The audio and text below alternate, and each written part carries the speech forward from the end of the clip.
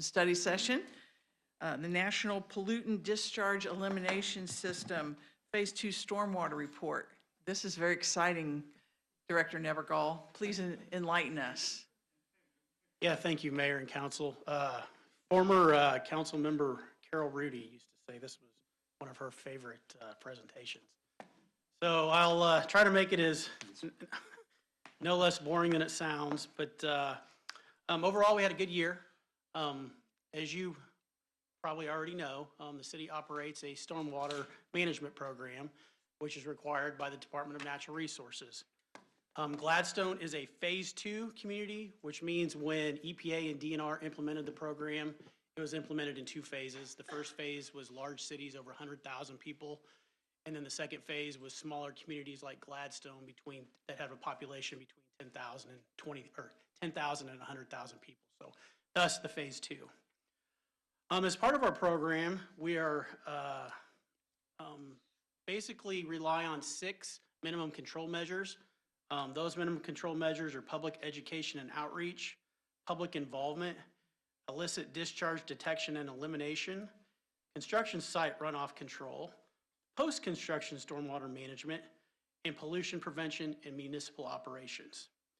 So like very, very interesting stuff. So I'm just going to go through each of those 6 minimum control measures, talk a little bit about what we accomplished this year, and then of course be available for questions.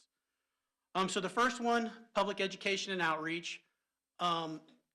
What we've got in our program is this follows very close to what our stormwater plan says. So I'm going to kind of follow that almost exactly. So first and foremost, we maintain a city website that had 269 hits in 2024. We installed 5 new curb inlets that in the lid, it was embossed drains to stream so people know not to dump their motor oil, their grass clippings, that type of thing. And that is actually cast into the lid. We participated in 4 MARC, Water Quality Education Committee meetings. And what that is it's a regional effort by area communities, phase 2 communities, and phase 1 communities, where we pool resources. So Gladstone pays about $2,500 a year to be a member of that.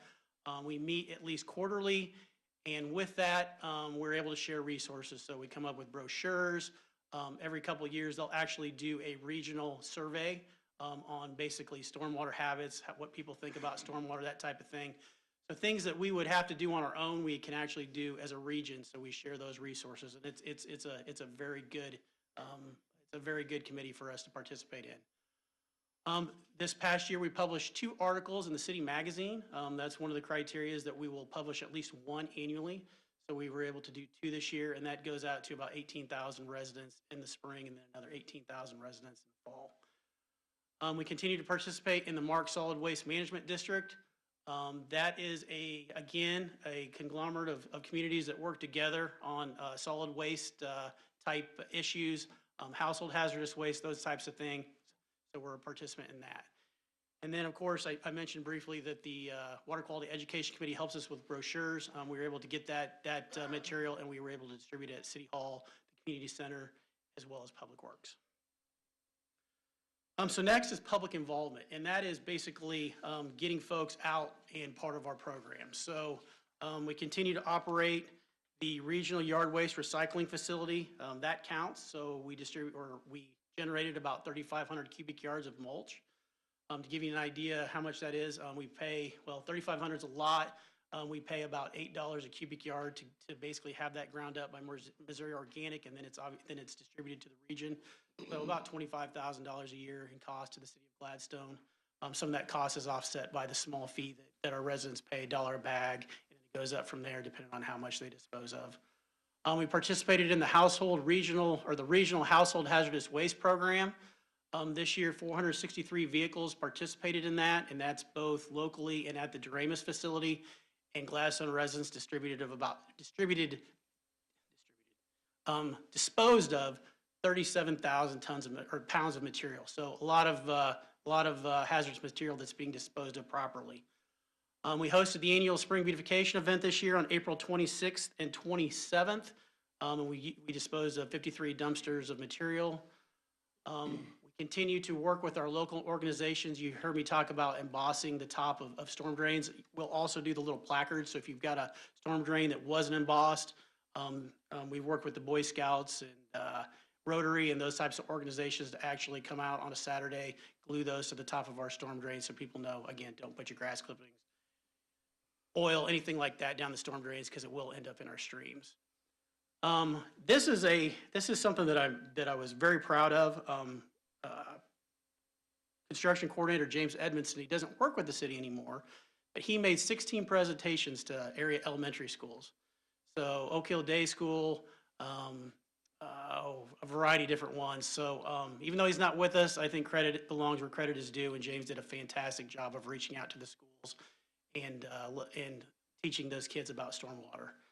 And then last but not least, Councilmember Moore, thank you for the Gladstone Green Team. That actually fits under our stormwater program. So thank you for spearheading that and continuing to make that successful. And continuing on, illicit discharge detection and elimination. What this is just trying to keep the nasty stuff out of our stream. So it could be, as simple as somebody dumping their yard clippings in the stream, or it could be somebody pouring something down the drain. Again, motor oil or something like that. A sanitary sewer overflow is considered an illicit discharge. So this year, we continue to update our GIS mapping.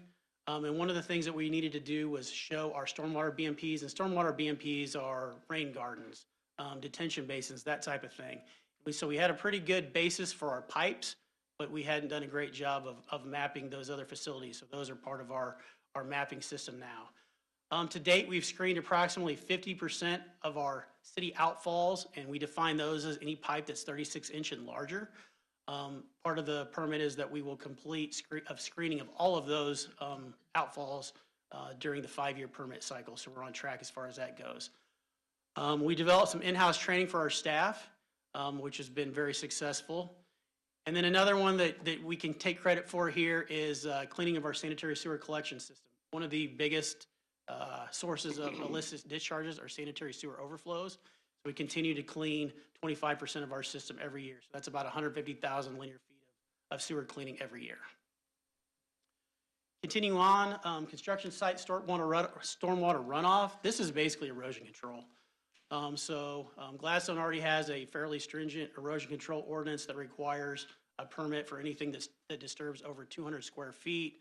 When we do our plan reviews, we also make sure that new developments and capital projects get a permit when they disturb over 1 acre, which falls under the Missouri Department of Natural Resources. We perform site inspections of both public and private projects. And again, this past year, James did a very good job of developing in-house training that we hope to continue moving forward. Post-construction stormwater management, this is probably the newest to us because we adopted our first ordinance in 2023. We've done a very good job of requiring detention, stormwater BMPs, that type of things with new development. But what this is the maintenance agreements that go along with it to make sure that those facilities continue to operate as designed. So we're working on 2 right now, one with the Kendallwood Animal Clinic, finishing up one with Walmart, but that's going to be a condition moving forward for new developments is that they basically enter into a maintenance agreement with the city. What that basically includes, though, is annual inspections. That's the biggest thing. And then if anything's identified during that annual inspection, that it gets corrected. We don't want to just build these things and then they don't work like they're supposed to. So kind of new, but you'll start seeing those kind of show up in front of you as we move forward. And then last but not least, pollution prevention and municipal operations. This kind of covers everything we do. We did 20 facility inspections this year. That includes parks and buildings, and that makes sure that things like salt is covered. So we've got a salt storage facility. We're not overusing pesticides and fertilizers and that type of thing. If we have paint that is stored properly and it's if there's any hazardous chemicals, they're stored in a safe place. So those are the things we're looking for. Again, started working on an in-house training program. Again, James, good job on that. And then I just kind of touch on here the things that we already do, and I've already mentioned, but salt storage, street sweeping, that's a big part of it, making sure that that stuff that's on the street doesn't end up in the creek. And then, of course, I mentioned metal recycling too. So there's a lot of other things that we do around the city, but if we can take credit for it in this program, we definitely want to try. So with that, I'd be happy to answer any questions. Any questions? think you're good to go. Thanks, Tim. Thank you. Exciting, Tim. Yes. Chris.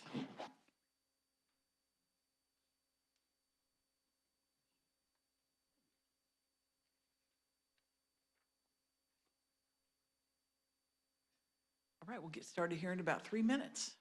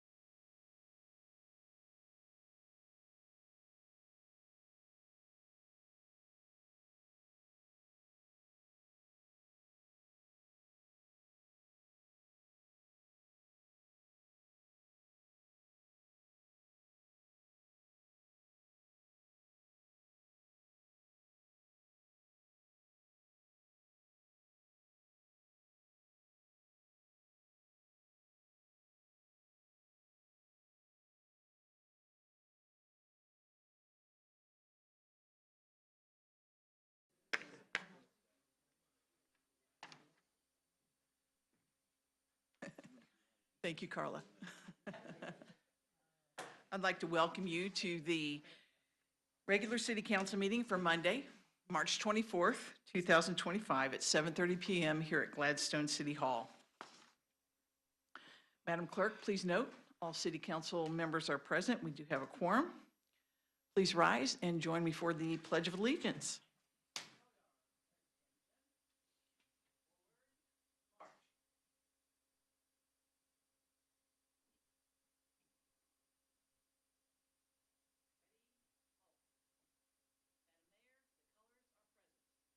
Post colors.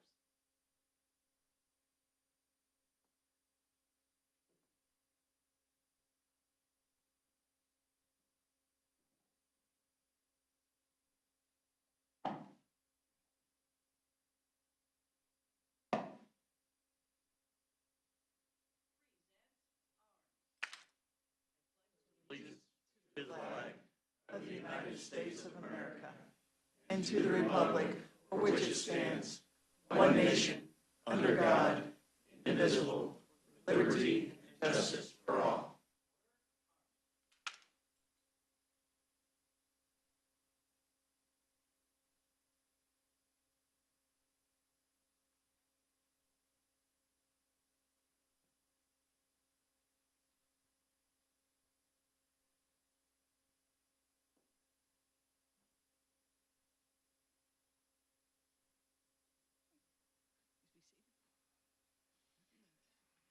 I'd like to thank VFW Post, the members of the Post 10906, Carla Gleaton, Gordon Harris, Jim Zimmerman, Jim Cox, and Joe Lyles. We always enjoy having them so much, so thank you. Next item of business is item number 4, the approval of the agenda. If there are no changes or objections to the agenda, it will stand as published. Hearing none, it will stand as published. Item number 5, Approval of the March 10th, 2025 closed city council meeting minutes. Mayor Spallo. Councilmember Moore. I move for the approval of the March 10, 2025 closed city council meeting minutes. Second. There's a motion and a second to approve the closed city council meeting minutes from March 10th, 2025. All in favor state aye. Aye. Any opposed? The closed city council meeting minutes from March 10th, 2025 stand approved as published. Item number 6, approval of the March 10th, 2025 regular city council meeting minutes. Mayor Spallo. Councilman Davis. I move to approve the March 10th, 2025 regular city council meeting. Second. There's a motion and a second to approve the regular city council meeting minutes from March 10th, 2025. All in favor state aye. Aye. Any opposed? The regular city council meeting minutes from March 10th, 2025 stand approved as published. Now we have a lot of fun here. We've got 4 proclamations that we're going to present this evening. The first is for National Autism Awareness and Acceptance Month, and Mr. Logan Heaton. And then we have a proclamation for Arbor Day, proclamation for the Animal Control Officer Appreciation Week, and then our final proclamation is for National Public Safety Telecommunicators Week. Come down in front. Logan, if you want to come up.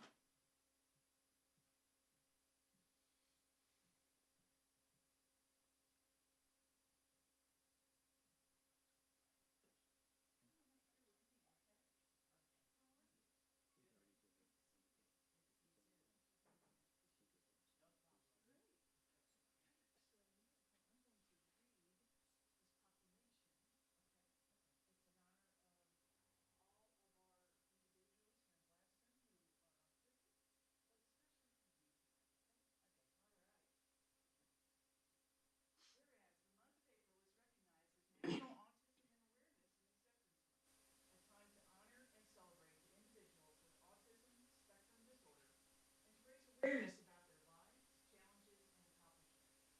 And whereas autism is a spectrum disorder that affects individuals in unique ways, and the diversity of their experiences deserves understanding, acceptance, and support. And whereas today we recognize and celebrate the remarkable achievements of one young individual, Logan Eaton, whose journey is a shining example of resilience, talent, and passion. And whereas Mr. Eaton, a talented young man from North Tennessee schools, exemplifies the power of passion and perseverance, embracing his love for music as a viola player and expressing himself through tap and hip-hop dance. And whereas Mr. Eaton will graduate in May 2025, earning his high school diploma, marking a significant milestone in his journey, while also celebrating his successful completion of the North Tennessee Schools Project Search Program. And whereas Mr. Eaton's dedication, commitment, and growth as an individual have not only inspired those around him, but also serve as a reminder that autism is not a limitation, but rather an integral part of who he is and the unique contributions he brings to the world. And now, therefore, I, Tina M. Spallo, Mayor of Gladstone, Missouri, is in recognition of this event on the behalf of the members of the Gladstone City Council and all Gladstone residents, do hereby proclaim the month of April as National Autism Awareness and Acceptance Month. Let's continue to raise awareness, promote understanding, and support individuals on the autism spectrum as they continue to break barriers on the planet.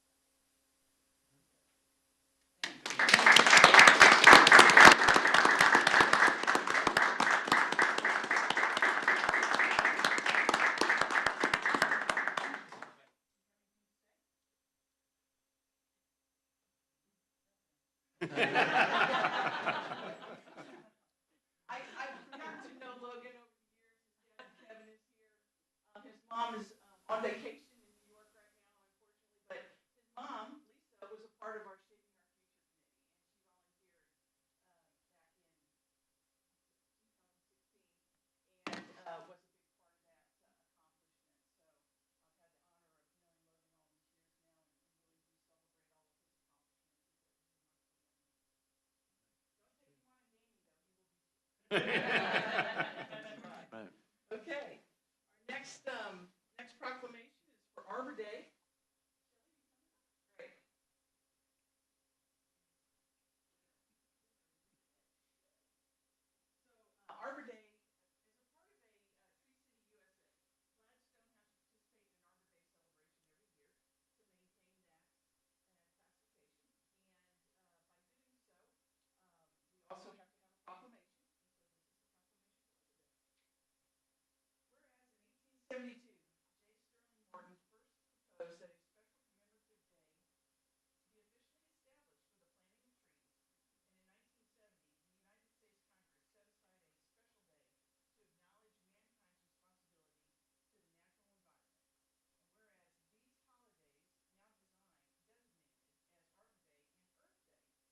observed nationally on an annual basis during the month of April. And whereas trees in the natural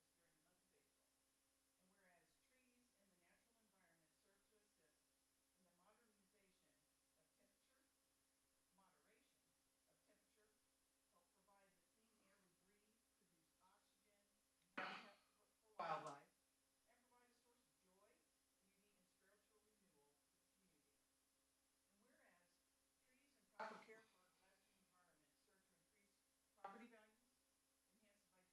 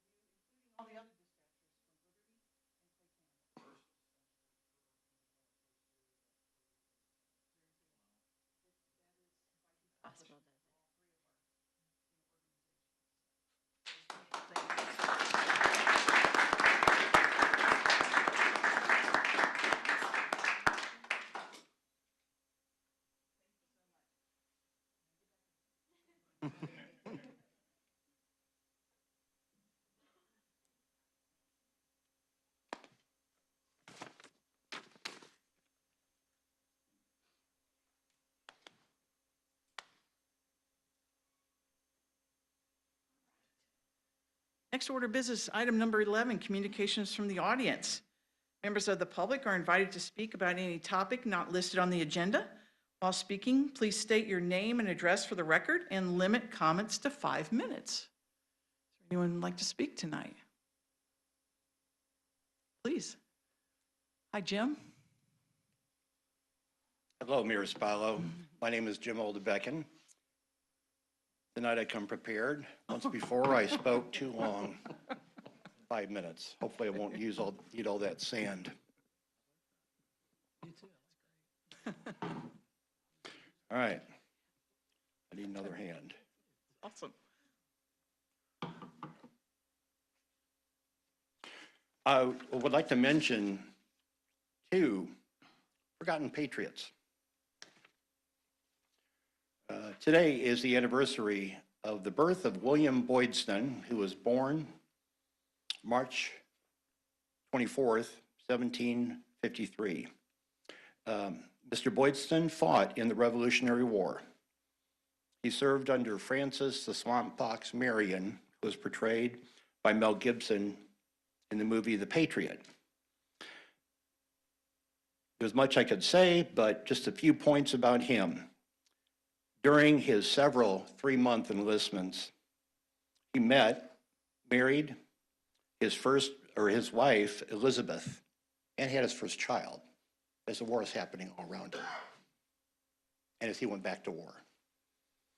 They survived. They had large families, and many years later, at the age of 80, in 1833, his family and several others, the Allen family, Broadhurst, and Fabian, came from eastern Tennessee because they ran out of land. They had too many kids, and settled here in what is now Gladstone.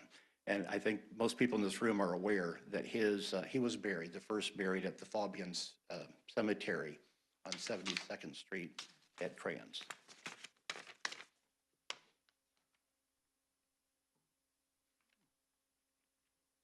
I'd like to just speak about these incredible times that we're living in right now.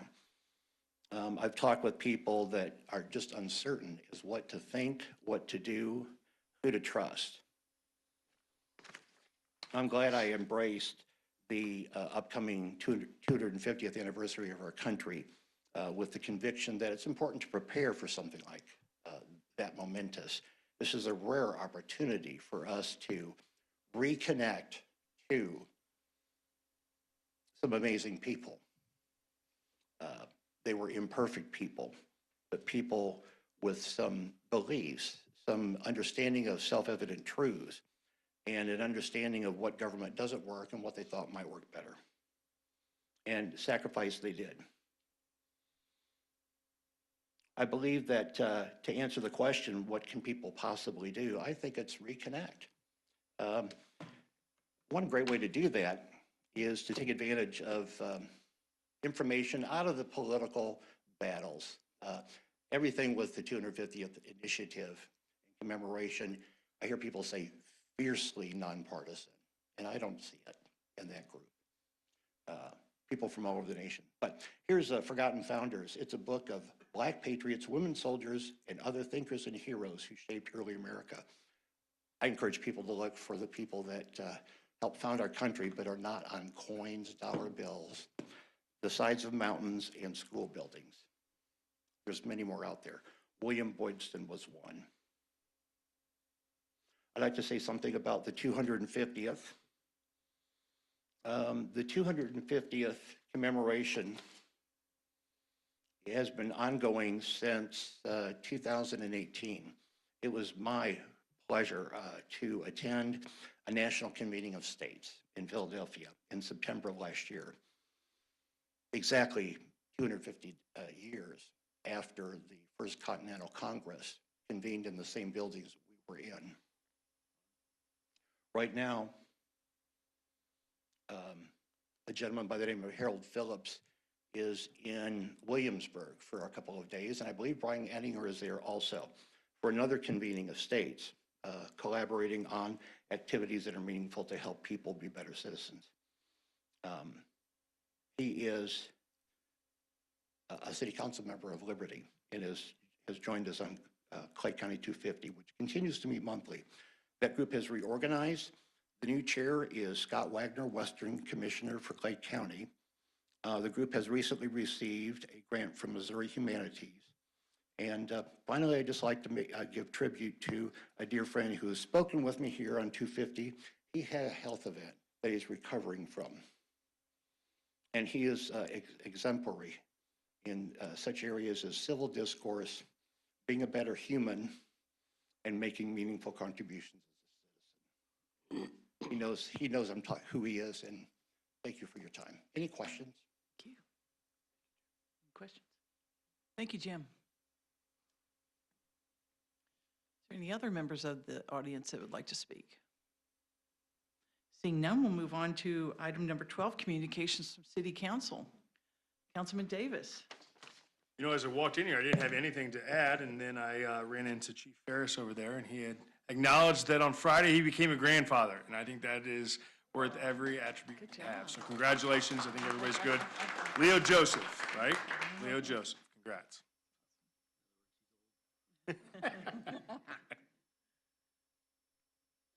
Councilman Garnos. Nothing tonight, Mayor, thank you. Councilmember Moore. Thank you, Mayor. I, along with a number of members of the city staff, were at the Mercado Fresco ribbon cutting last week. It's an absolute vibrant market in Saigon Plaza, Hispanic market, and lots and lots and lots of people there. So I encourage you to go. It's very unusual, fun, and certainly well received by the Hispanic community and all of us. It's a great place. I also realize that we won't be back here before our municipal election, so that's April 8th. So I encourage everyone to be informed about the issues and the candidates, and most importantly, to vote. Thank you, Mayor. Thank you. Mayor Pro Tem Smith. Thank you, Mayor Spallo. Just ditto on what Councilmember Moore said about the election, and as you educate yourself on the candidates involved in the election, remember that you have a great existing, at least 4 city council members here. I won't say anything more than that. And then also I need to apologize to Jim Oldebeckham because a few months ago I promised him that I would re-engage in the 250 celebration. Obviously, I've had a couple things going on and haven't done that, and I apologize, Jim, but thank you for continuing to carry the torch on that.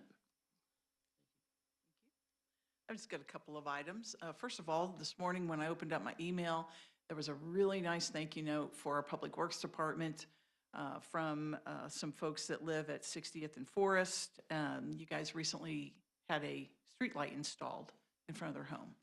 And it meant a lot to them for that to happen, and it happened on time. The communication was outstanding. It was your typical customer service, Tim, so thank you very much for that. And then also, I had the pleasure of participating in the Northland Regional Chamber Youth Development Program. There was a question and answer session that was held this past week. And there's about 25, 30 kids from the Park Hill School District that participate. And they asked us all sorts of questions about our background, about Gladstone, Riverside, Smithville, and Parkville, yeah. And so it was really fun. The kids were really engaged, and it's something, those are the things that I enjoy most doing as a member of the city council, is getting out with the public and enlightening the young people on what we do on an everyday basis to make their lives just a little bit better. So great opportunity for us to show off our city. City Manager Bear. Thank you, Mayor. Just two quick things. As we talked about during the proclamation for Arbor Day, we are having an Arbor Day celebration on Friday, April 4th at Hobby Hill Park in honor of being a member of Tree City USA. The city will be planting a tree at the park beginning at 10 a.m.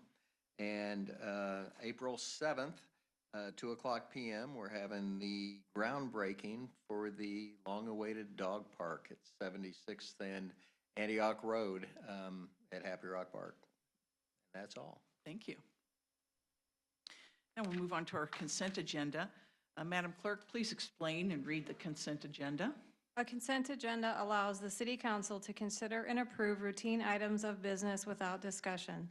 Any member of the city council, the city staff, or the public may request removal of any item from the consent agenda and request that it be considered under the regular agenda if discussion or debate of the item is desired. Items not removed from the consent agenda will stand approved upon motion by any council member. Second unanimous vote to approve the consent agenda as published or modified. Consent agenda. Consider special event permits. Hobby Hill Disc Golf, Dynamics Disc, Kansas City, Missouri, LLC will sponsor the Nexus Flexus one-round Flex Start PDGA C-Tier Disc Golf Tournament, Saturday, March 29, 2025, 7 o'clock a.m. to 6 o'clock p.m. Dynamics Disc, Kansas City, Missouri, LLC will host a weekly Flex Start Singles Disc Golf League, Tuesdays, April 1, 2025 to September 30, 2025, 3 o'clock to 7 o'clock p.m. Atkins Johnson Farm and Museum, Big Shoal Area Heritage Area Farm, April 1, 2025 through November 30, 2025. Big Shoal Cemetery Tours, Saturday, October 18, 2025, 5 o'clock to 10 o'clock p.m. Photos and Cookies with Santa, Saturday, December 6, 2025, 12 o'clock to 3 o'clock p.m. Holiday Nights, Saturday, December 6, 2025, 7 o'clock to 9 o'clock p.m. Happy Rock Park West, Walk to End Alzheimer's, Saturday, October 11, 2025, 7 o'clock a.m. to 12 o'clock p.m. Linden Square, Mayor's Christmas Tree Lighting Ceremony, Tuesday, December 2nd, 2025, 6 o'clock to 9 o'clock p.m. Consider monthly financial update, February year-to-date 2025. Thank you. Does anyone from the audience, city council, or staff wish to remove any item from the consent agenda? Mayor Spallo. Sir. Move we approve the consent agenda as published. Second. Motion and a second has been made to approve the consent agenda as published. All in favor of approving the consent agenda, state aye. Aye. Any opposed? The consent agenda stands approved. Moving on to our regular agenda, item number 15, Resolution R-25-21. A resolution authorizing the city manager to accept a proposal from Schulte Supply Incorporated to provide new hardware, software, and training associated with the city's automated water meter reading AMR system. Mayor Spallo. Councilmember Moore. I move for the adoption of Resolution R-25-21. And there's a motion and a second to approve Resolution R-25-21. Is there any discussion? Hearing none, all in favor state aye. Aye. Any opposed? Resolution R-25-21 stands approved. Is there any other business to come in front of the City Council tonight? Hearing none, we are adjourned.